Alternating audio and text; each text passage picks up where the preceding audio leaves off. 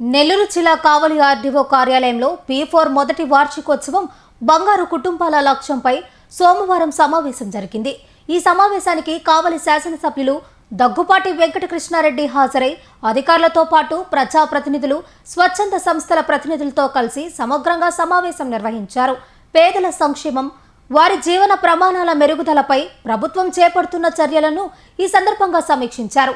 అనంతరం 8 మంది మార్గదర్శకులను ఎమ్మెల్యే ఘనంగా సన్మానించారు. ఈ సందర్భంగా ఎమ్మెల్యే మాట్లాడుతూ పేదల కుటుంబాలను దత్తత తీసుకునేందుకు దాతలు, సేవాభావం ఉన్న వ్యక్తులు ముందుకు రావాలని పిలుపునిచ్చారు. సమాజంలో వెనుకబడిన వర్గాల అభ్యున్నతి కోసం ప్రతి ఒక్కరూ తమ వంతు బాధ్యతను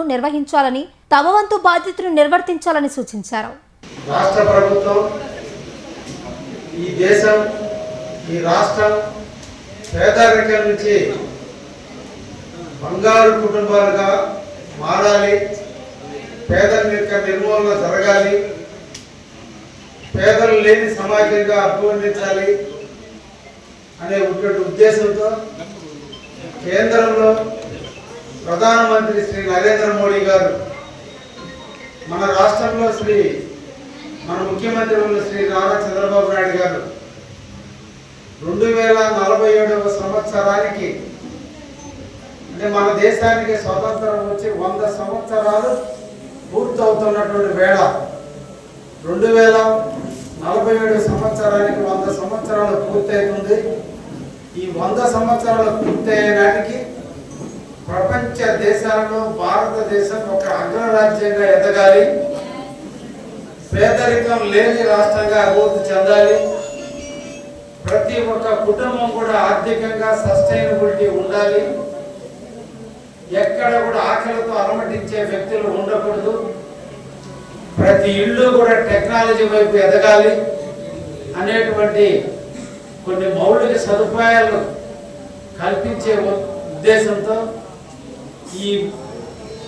ఈ కార్యక్రమాన్ని చేపట్టడం జరిగింది. ఆంధ్రప్రదేశ్ని స్వర్ణాంధ్రగా తీర్చిదిద్దడం కొరకు 10 రకాల కార్యక్రమాలు కానీ మనం చేయగలిగితే, ఈ 10 రంగాలు అభివృద్ధి చెందగలిగితే తప్పకుండా మన ఆంధ్రప్రదేశ్ స్వర్ణ ఆంధ్రప్రదేశ్గా అభివృద్ధి చెందుతుంది. అందులో మొదటిదైనటువంటిది పేదరిక నిర్మూలన.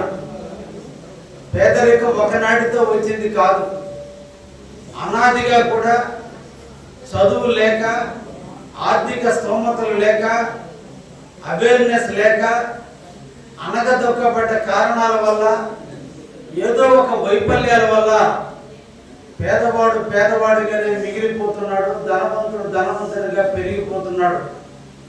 పేదవాడికి ధనవంతుడికి మధ్య తారతమ్యతలు పెరిగిపోతున్నాయి.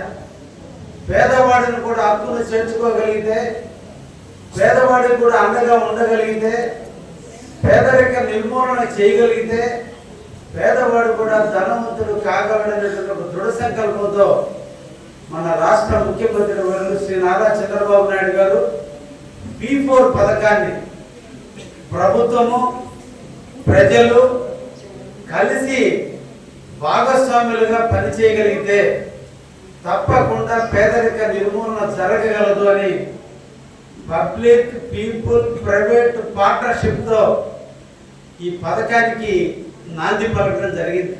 మేము సైతం ఈ సమాజంలో పేదవాడిని హక్కును చేర్చుకుని పేదవాడి అభ్యున్నతి కోసం మేము తప్పకుండా మా చేతైనంత వరకు సహాయ సహకారాలు అందిస్తామని ముందుకు వచ్చిన మార్గదర్శకులందరినీ కూడా అభినందిస్తూ, వారి ఆధ్వర్యంలో ఈ రోజున కొంతమంది దాతలను మనం సత్కరించుకోవడం జరిగింది. వారందరికీ కూడా నేను మనస్ఫూర్తిగా అభినందనలు తెలియజేస్తున్నా. మిమ్మల్ని స్ఫూర్తిగా తీసుకొని ఇంకా కొంతమంది ముందుకు వచ్చి తప్పకుండా పేదవాడిని ఆదుకుంటారని మనసారా అందరిని కూడా కోరుకుంటున్నా. మాట సహాయం కూడా ఒక సహాయమే, డబ్బు ఇస్తేనే సహాయం కాదు. ఒక కుటుంబాన్ని దత్తత తీసుకోవడం అంటే డబ్బు రూపాయలు ఇచ్చేదానికే కాదు, నెలకొక్కసారైనా ఆ కుటుంబంతో కూర్చొని మాట్లాడి వాళ్ళ ఇంట్లో ఉండే ఇబ్బందుల్ని తెలుసుకొని ఆ ఇబ్బందుల్ని తొలగించడానికి ఎంఆర్ఓ ఆఫీస్ సైడా, ఆర్డీఓ ఆఫీస్ సైడా లేదంటే ఎడ్యుకేషన్ సైడ్ ఆ కుటుంబానికి ఏ అవసరం ఉందో ఆ అవసరాన్ని తీర్చగలిగిన ఆ కుటుంబానికి మనం పెద్ద సహాయం చేసినటువంటి వాళ్ళమే. చాలా మందికి కోరికలు ఉంటాయి, చాలా మందికి సమస్యలు ఉంటాయి, కానీ ఆ సమస్యల నుంచి ఎలా బయటపడాలో వాళ్ళకి